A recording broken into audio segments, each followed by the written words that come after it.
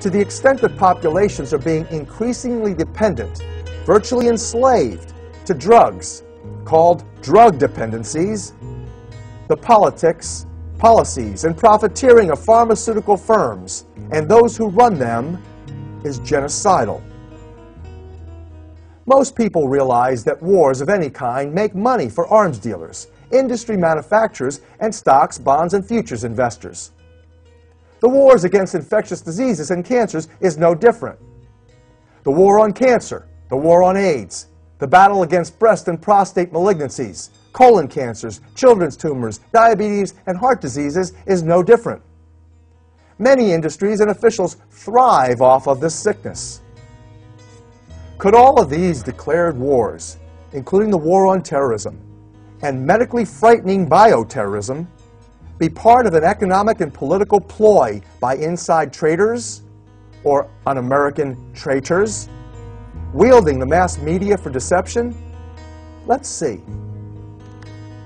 In 1963, as the plot to assassinate President John F. Kennedy was being hatched, a global policy think tank met at Iron Mountain near Hudson, New York to discuss the possibilities for economic sustainability in a world without war.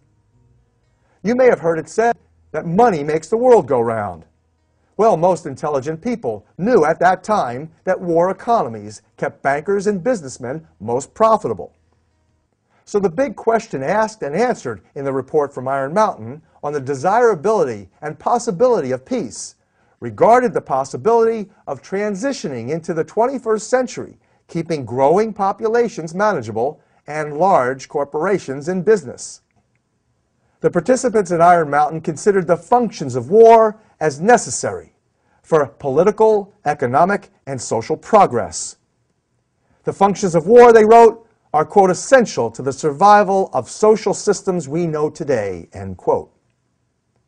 Under political requirements, the report stated, quote, a viable political substitute for war must posit a generalized external menace to each society of a nature and degree sufficient to require the organization and acceptance of political authority, end quote.